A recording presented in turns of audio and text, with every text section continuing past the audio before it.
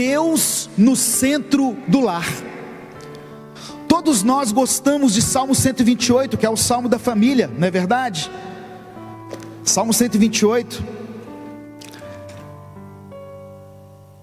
Como é feliz quem teme o Senhor, quem anda em seus caminhos, comerá do fruto do seu trabalho, será feliz, próspero. A mulher será como videira frutífera, filhos como rebentos de oliveira. Assim será abençoado o homem que teme ao Senhor. Salmo 128 é um modelo de família para nós. Só que para chegar em Salmo 128, eu preciso passar para o Salmo 127.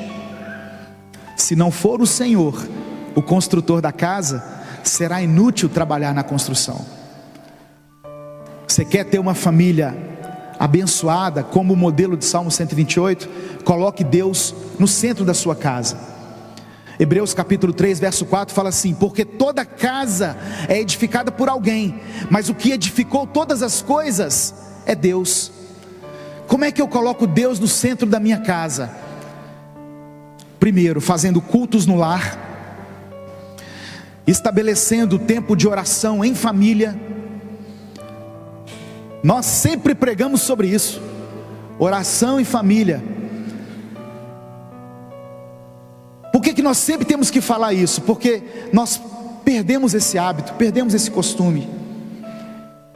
Eu louvo a Deus quando eu escuto relatos de pastores, de líderes proeminentes aqui no Brasil, que dizem como que eles foram edificados por essa cultura de cultos no lar, de oração em família. Mas e nós que não tivemos isso? Quer ver uma coisa?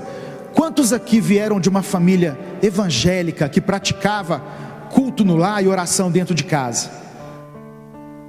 São poucos, está vendo? E nós que não tivemos isso? Nós temos que implantar essa cultura, irmãos.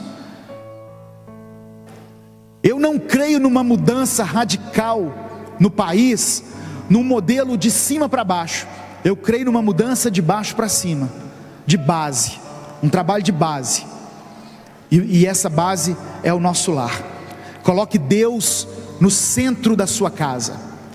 Nós temos muitas vezes, conforme o tamanho da nossa casa, nós temos uma sala de televisão, mas poucas pessoas têm na sua casa uma sala de oração. Não é verdade? Precisamos aprender a buscar a Deus no nosso lar. Precisamos aprender a ler a palavra junto com os nossos filhos, junto com a nossa esposa. Deuteronômio capítulo 6, versos 6 e 7. Verso 7: e essas palavras você ensinarás a seus filhos, e delas falarás assentado em tua casa, e andando pelo caminho, e deitando-te e levantando-te. Muitas vezes nós recebemos pedidos de oração de mães e pais desesperados, dizendo assim: pastor, meu filho está desviado, a minha filha está desviada. E aí eu pergunto: irmã, você ensinou o caminho? Você ensinou no caminho? Você levou para a igreja? Você ensinou os princípios da palavra? Ensinei, pastor. Mas chega um tempo em que os nossos filhos fazem as suas próprias escolhas. Eu falei: eu sei disso, mas há uma promessa contida na Bíblia que eu tomei posse na minha casa. Salmos 89, a partir do verso 30, e você pode tomar posse também, se você estiver vivendo essa situação com seus filhos, com alguém da sua casa. Salmos 89, verso 30, é uma promessa que você pode guardar para si. Olha o que Deus fala: se os seus filhos deixarem a minha lei, e não andarem nos meus juízos, se profanarem os meus preceitos, e não guardarem os meus mandamentos, então visitarei a sua transgressão com vara, e a sua iniquidade com açoites, mas não retirarei totalmente dele a minha benignidade, nem faltarei a minha fidelidade. Sabe o que Deus está dizendo? Seus filhos se desviaram, se afastaram dos meus caminhos, a minha mão vai pesar sobre eles. Muitas vezes vai ser um processo doloroso, mas fique tranquilo, eu não retirarei deles a minha fidelidade, eu cumprirei com a aliança que eu tenho com vocês. Atos 16, 31, crê no Senhor Jesus e será salvo tu e a tua casa. Quantos recebem essa palavra em nome de Jesus? E o último, para encerrar, o exemplo de vida dos pais. Colunas que sustentam uma família. Uma delas é o exemplo de vida dos pais. Eu coloquei Hebreus capítulo 13, verso 4. O casamento deve ser honrado por todos, o leito conjugal conservado puro, pois Deus julgará os imorais e os adúlteros. Efésios capítulo 5, verso 33. Portanto, cada um de vocês também ame a sua mulher como a você mesmo, e a mulher trate o marido com respeito. O principal exemplo que seus filhos terão é o seu próprio exemplo. Você quer que seu filho seja um homem de oração? Quantas vezes ele vê você orando na madrugada? Você quer que seu filho leia a Bíblia demais da conta? Ele vê você fazendo isso? Ele vê você lá no quarto secreto lá, cumprindo o princípio de Mateus 6,6? Entra no seu quarto e fala com Deus em secreto. Nós temos um discurso assim: faça o que eu digo, mas não faça o que eu faço. Isso não cola, isso não pega.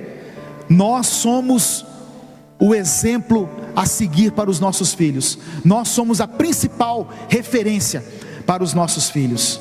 E para encerrar, Provérbios capítulo 11, verso 29. Quem causa problemas à sua família herdará somente o vento. O insensato será servo do sábio. Deus confiou uma família em suas mãos. Fomos restaurados ali como casal. Essa bênção agora tem que se estender na sua casa. Como pastor, introduza a palavra de Deus no seu dia a dia, no seu cotidiano. Pratique a oração. Ame seu filho, ame seus filhos. Quantas vezes nós ficamos tempo sem abraçar nossos filhos e dizer: eu te amo, eu te amo. Ah, mas o menino cresceu, pastor. Não tem problema, continua sendo filho, filha. Nós temos que nos despedir. Eu falo isso com a minha esposa. Eu me despeço dela todos os dias, como se fosse a última vez que nós fôssemos falar um com o outro. Eu falo assim: querida, se eu não te ver mais, lembra que eu te amo. E a senha do cartão é essa aqui. O seguro de vida está lá na gaveta do escritório. É porque as últimas palavras vão ficar. Imagina se a última palavra que ficar for: ó, apaga o feijão, está no fogo lá, ó, você esqueceu. Uma coisa assim, fútil. Faça a mesma coisa com seu cônjuge, com seus filhos. Ame enquanto é tempo. Amém.